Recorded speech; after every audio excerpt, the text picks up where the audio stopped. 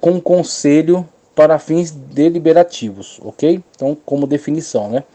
Uma assembleia de cristãos reunidos para culto, ou companhia de cristãos, reunião daqueles que, tendo em Jesus Cristo sua esperança de salvação eterna, observam seus próprios ritos religiosos e realizam suas próprias reuniões, e dirigem seus próprios afazeres com um regulamento prescrito pelo corpo, cuja finalidade é a boa ordem. A totalidade dos cristãos, ponto 5 aqui já, a totalidade dos cristãos espalhados pelo mundo de modo abrangente, todos quanto adoram a Deus e a seu Filho Jesus Cristo. Muito bom. Então temos aqui algumas definições sobre igreja, né? No ponto aqui, tópico, a igreja é. A igreja invisível e visível. A igreja invisível, do latim visibilis, é a corporação de crentes em Cristo de todas as épocas e eras, a igreja triunfante, conforme definido na declaração de fé. Vivos e mortos, que aí você tem a união de igreja triunfante e igreja militante, ok? Que são diferentes do mundo em virtude da vocação que receberam de Deus. Então, uma vez que passaram por aquela transformação e são novas criaturas, são diferentes do mundo. E essa diferença não é, inclusive, é interessante a gente ressaltar isso por causa de uma teologia distorcida, que é uma teologia do domínio, que você tem hoje uma supervalorização da pessoa.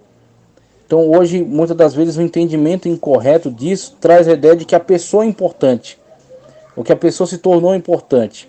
Veja, o nosso valor não está em nós mesmos, nós somos vasos de barro que tem algo muito precioso dentro, ok? Então a situação é que nós fomos transformados por Cristo Jesus e feitos nova criatura, mas importante não é a nova criatura que foi feita, mas quem o tornou nova criatura. Porque se a gente não afirmar isso, algumas pessoas, devido a certas teologias que estão circulando, começam a entender que eles são meio que como semideuses, vamos colocar assim. Algumas pessoas têm caído para essa distorção aí. Que eles, uma vez que foram agregados na família de Deus, são filhos de Deus, eles têm direitos. E eles começam a exigir esses direitos. Só que veja, nós fomos trazidos para a família de Deus unicamente pela graça em Cristo Jesus. Não há mérito em nós. Até para a nossa salvação foi a atuação do Espírito Santo de Deus atuando internamente, convencendo do pecado, da justiça e do juízo. Então isso não redunda em mérito nosso, que possamos apresentar diante de Deus. Apenas em ato de agradecimento, tá certo? Em ato de humilhação, e estar sempre se subordinando, se submetendo a Cristo, como Paulo diz, apresentáveis a Cristo como escravos para a salvação. Então você tem essa postura aconselhada pelo apóstolo e que deve ser seguida ainda hoje no sentido de entender que não há mérito em nós, mas tudo está em Cristo Jesus, que nos chamou para a vida eterna e nos coloca não na posição de escravos, o que já seria extraordinário, mas nos trata como filho, nos coloca num patamar, num rol, né, de filhos amados. A igreja invisível expressa a união mística de todos os crentes em todas as épocas, num corpo espiritual. É isso que a gente está deixando muito claro aqui, ok? A igreja visível, a igreja local, o rol de membros. Ela não tem importância? Pelo contrário, ela é muito importante, ok? A igreja, diferentemente de templos e de denominações. Estamos falando aqui da igreja que proclama a Cristo, que é integrante, que é representante do reino de Deus, que está inclusa no reino de Deus, ok? Então estamos falando aqui da igreja local, que constitui ali seus membros e que está de portas abertas recebendo as pessoas, pregando, anunciando a elas o evangelho, as boas novas de salvação. E esses que vão entrando e vão ali participando, têm a oportunidade de abrir o seu coração e serem convencidos pelo Espírito Santo e serem feitos em nova criatura. Tem a oportunidade, mas isso não significa que necessariamente serão. Então você tem em toda a história, desde o Novo Testamento, você observa as cartas, observa Corinto, Gálatas, a igreja de Roma, a igreja que estava em Jerusalém, a igreja que estava em Antioquia, você observa em todas elas essa situação, na qual as pessoas que estão ali é ofertada a oportunidade de serem uma nova criatura, mas não necessariamente se tornam nova criatura. E aí, muitas das vezes, mesmo não sendo nova criatura, são membros. Estão ali vivendo de acordo com um membro da igreja local, ok? Muitas das vezes demonstrando certos sinais que nos confundem, nos fazem entender que a pessoa está vivendo uma nova vida em Cristo, mas muitas das vezes são apenas alguns disfarces que as pessoas trazem, né?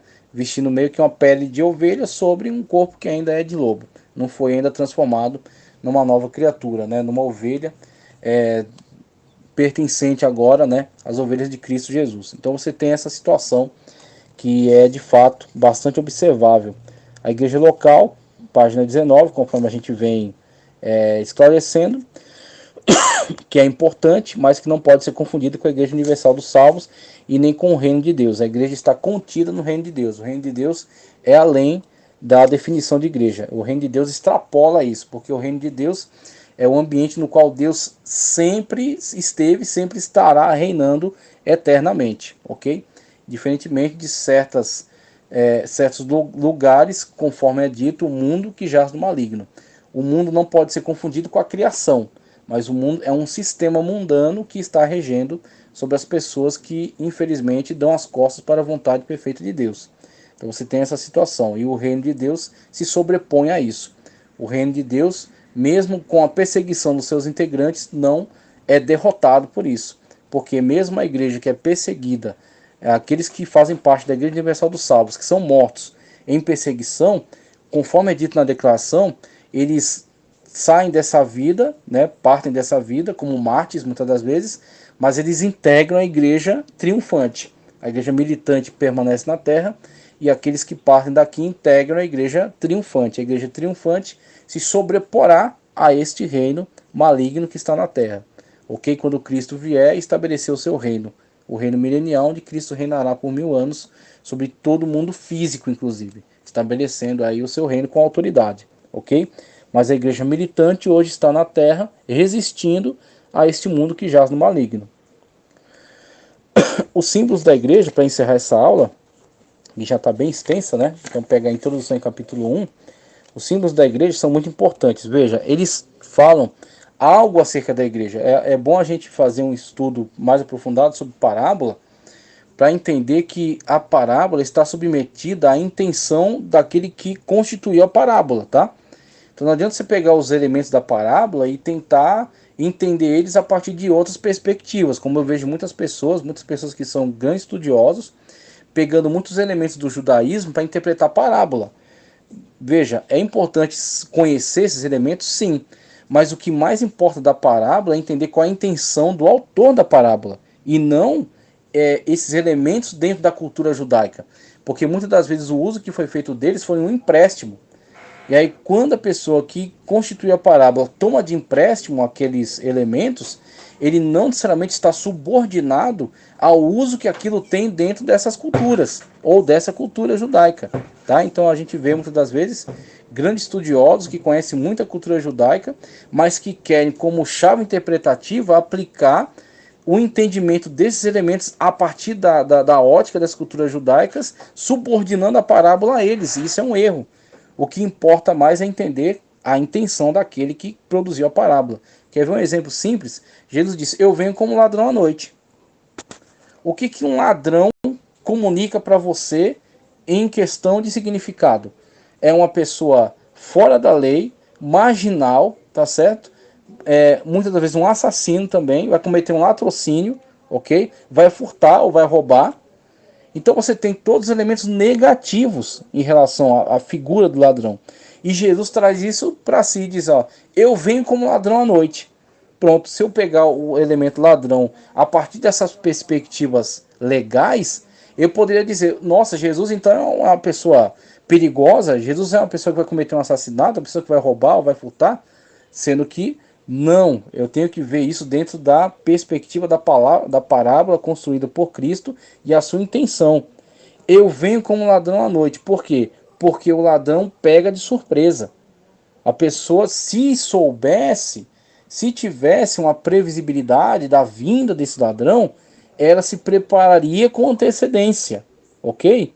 Então o único elemento que interessa ali é o elemento surpresa. A única coisa que importa, o elemento de surpresa. Então é isso que Jesus estava pegando, o elemento de surpresa. Em outro lugar ele diz assim: Porque onde estiver o cadáver, aí se reunirão os abutres. Ele está falando dele mesmo. Então, quer dizer, todo aspecto negativo que nos comunica a imagem de um cadáver, ele não importa nesse contexto. O que importa é que ali há alguém em torno do qual outros se reunirão, que é a igreja, que se deslocará desse mundo e irá encontrar Cristo nos ares. É isso. Então, todos os outros elementos que você possa agregar a isso não importam. O que importa é o que Cristo estava dizendo. O que importa é a intenção que ele estava colocando naquela definição. Assim, essas simbologias aqui. A igreja é colocada como ovelhas e Jesus é o pastor. Ah, e aí já vi pessoa pregando sobre ovelha, que a gente tem que fazer isso, fazer aquilo, fazer não sei o que, outro, porque a ovelha faz isso, a ovelha faz aquilo, como se a gente fosse virar ovelha e sair comendo grama agora. Sendo que o que importa é um aspecto. Eu sou ovelha de Cristo, Ele é meu pastor. Eu não sou ovelha em todas as situações.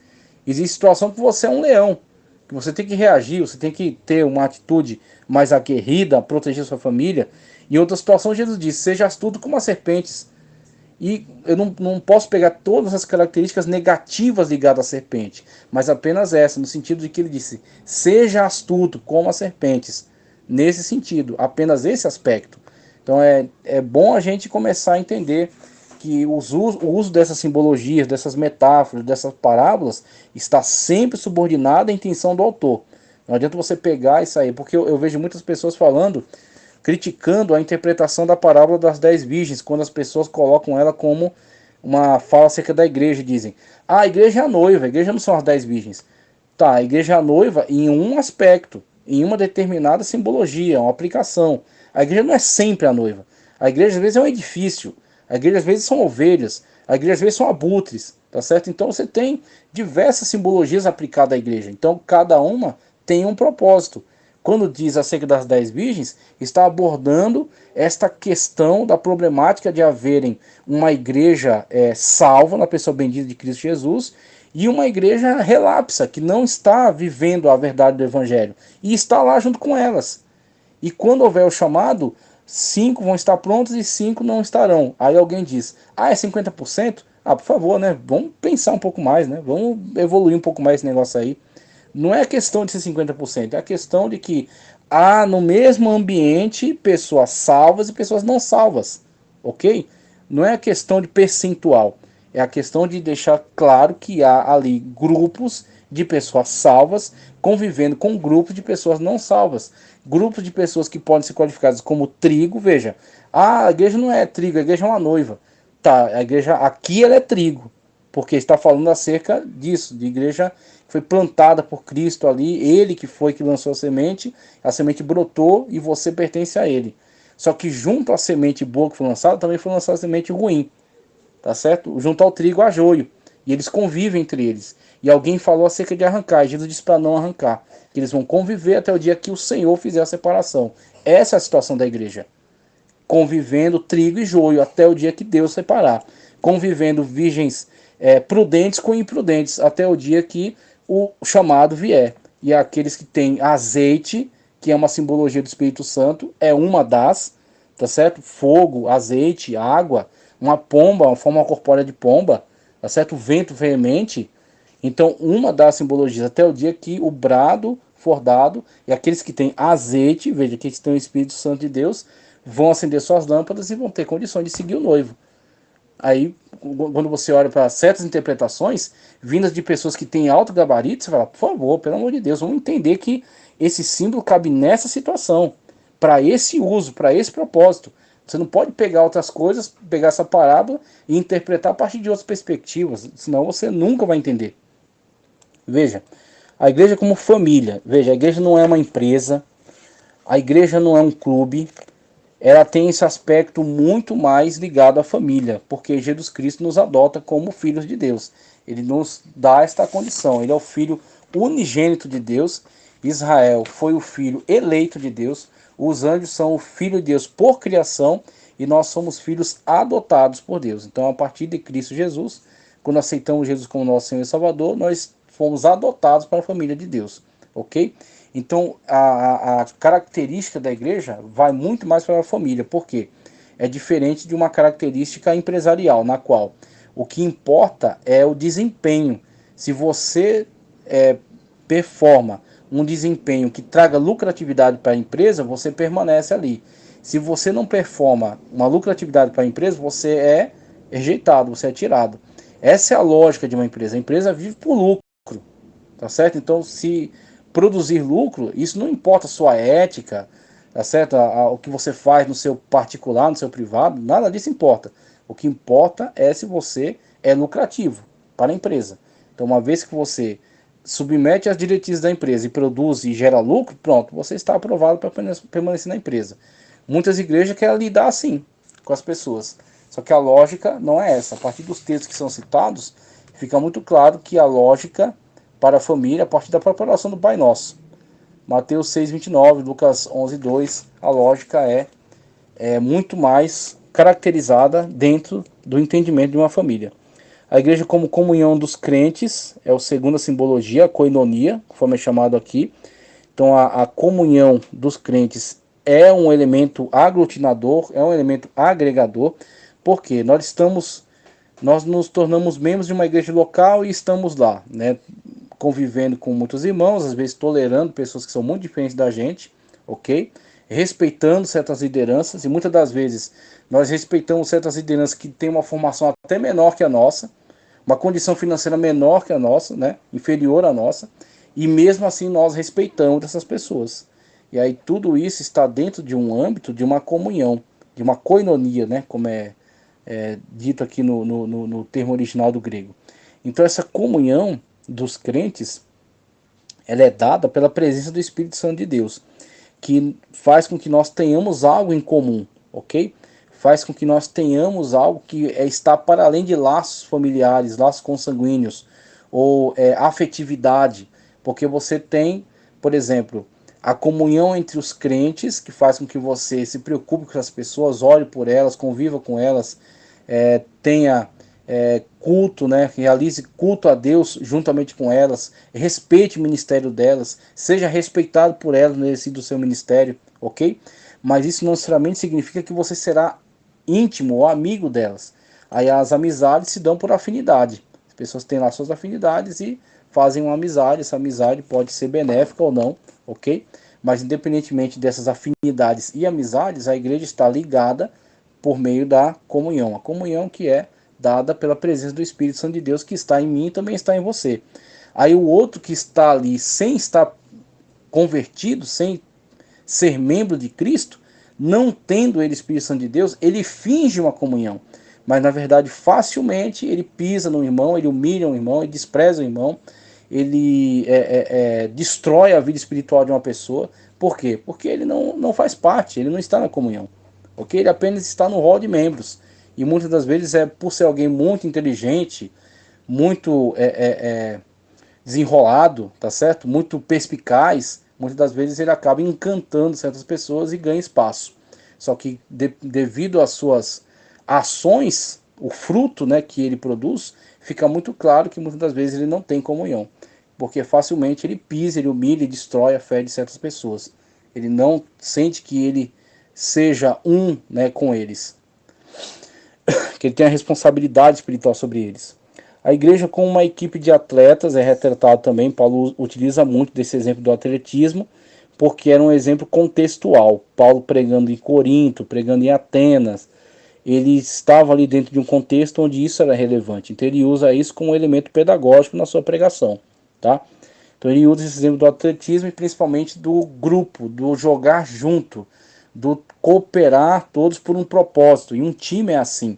As pessoas se entregam, cada uma cumpre a sua função da melhor maneira possível por um propósito. Então eles jogam juntos em busca de ganhar o título, a medalha, o troféu, a recompensa, ok? Então cada um exerce a sua função da melhor maneira possível, em cooperação com todos, pelo um bem comum, pelo um propósito comum. Então é isso que a gente tem que trazer, né, como entendimento para esse símbolo.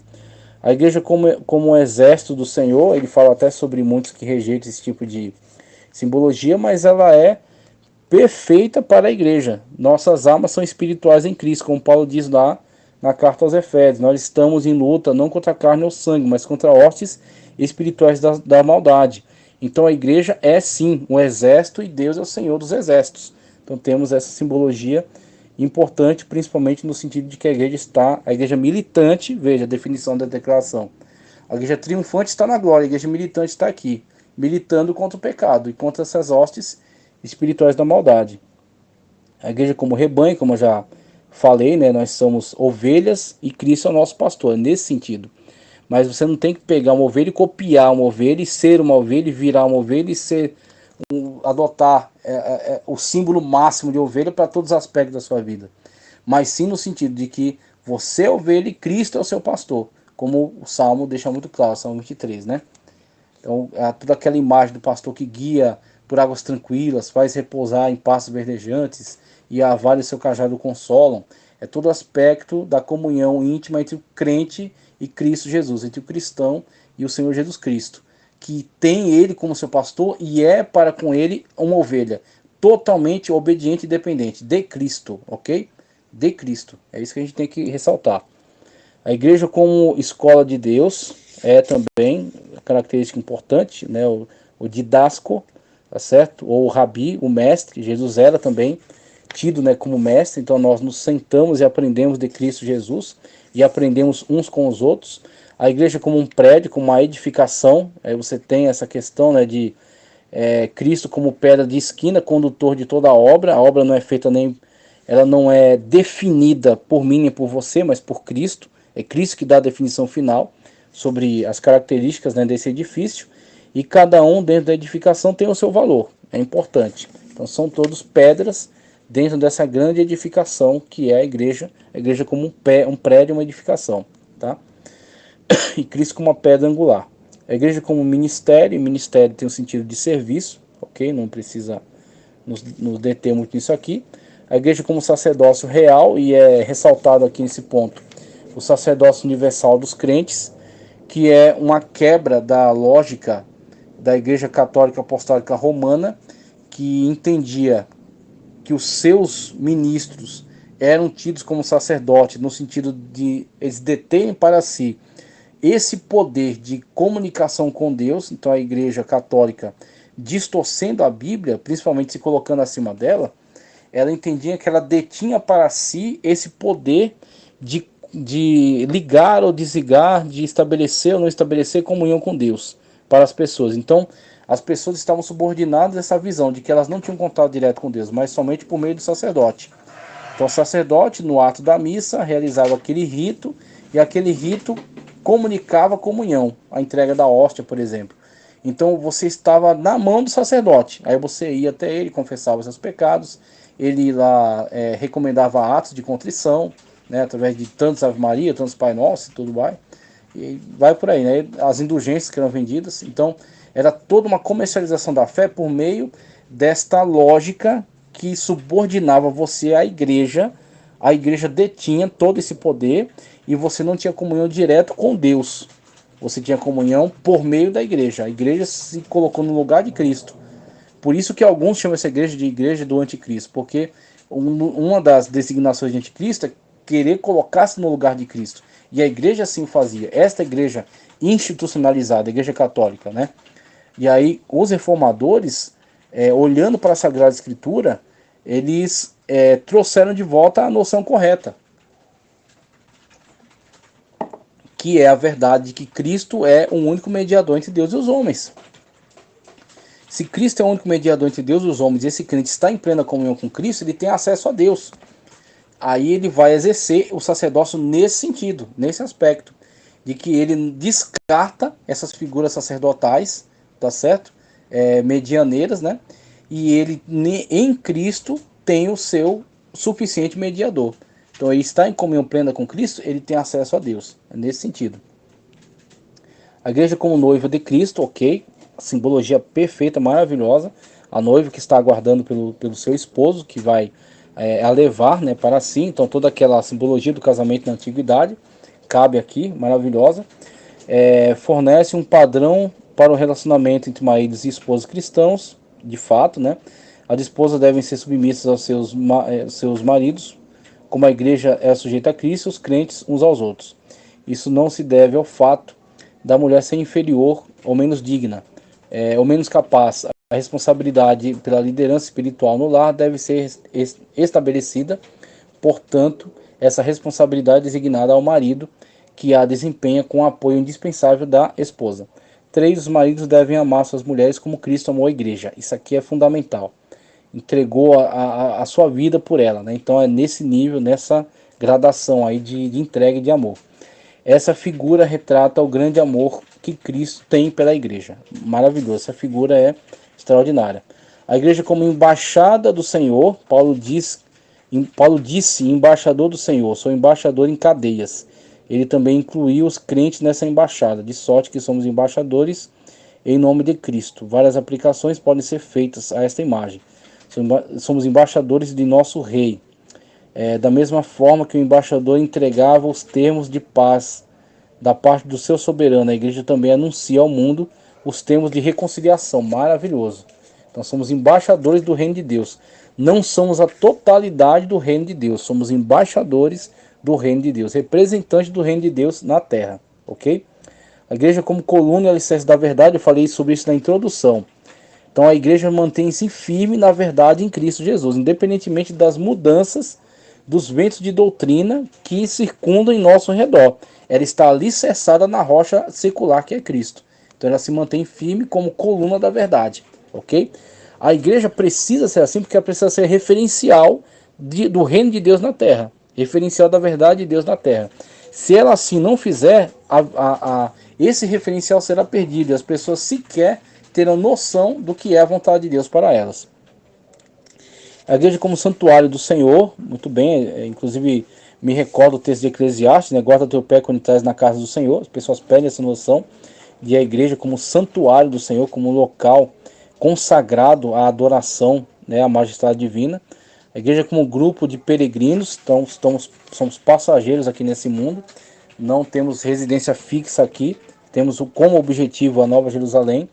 A igreja como o caminho, aí tem os anunciantes do caminho, que é Cristo Jesus, o único caminho para Deus. Ninguém vem ao Pai senão por mim. Então esses que anunciam o caminho são tidos também, né, foram chamados também há muito tempo como a seita do caminho.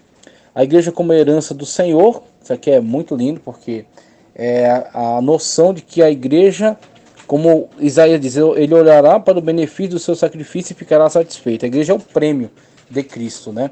Então, quando a gente tem essa noção desse valor que nós temos em Deus, nós valorizamos também tudo aquilo que Deus fez por nós e aquilo que nós devemos fazer em honra a Deus, porque nós somos a herança do Senhor, tá certo? Nós somos o prêmio de Deus em relação a todo o seu ato criador, em relação ao mundo, né? Então, de tudo aquilo que foi criado e de todos aqueles que Deus sustenta pela sua misericórdia, mesmo blasfemando, mesmo se voltando contra Deus, a chuva cai sobre todos eles, o alimento vem, a terra está aí para todos viverem. Mas dentre todos estes que dão as costas a Deus, Deus tem um prêmio, Deus tem uma herança que é a igreja, de onde ele obtém a adoração verdadeira, sincera, genuína, tá certo? A igreja como luz do mundo, então tem a igreja como referência, né? A igreja é referência e a igreja é moderadora em relação à situação quando diz que ela é sal da terra. A luz do mundo é referência, sal da terra é conservação, tá certo? Para que antigamente não havia geladeira, a conservação dos alimentos era feita por meio do sal, era salgado. E aí a igreja exerce esse papel, a igreja é sal da terra, tá? Então a igreja está em contradição com o processo de putrefação que a sociedade está vivenciando. Então a igreja precisa exercer este elemento de contraditório, tá certo? A igreja precisa se posicionar em contradição a isso, porque senão ela perde o seu efeito. Cristo falou, para que serve um sal que não salga? Para se jogar fora. Então essa é a situação daqueles que perdem este elemento, né, de subordinação à verdade de Cristo, de contradição em relação ao mundo, ok? Este foi o capítulo, a introdução mais capítulo 1 de Eclesiologia. Eclesiologia, doutrina da igreja, definição do termo, eclesia, igreja do Novo Testamento, igreja organismo, organização, a igreja igreja invisível e visível, igreja local e os símbolos da igreja. Ok? Muito obrigado.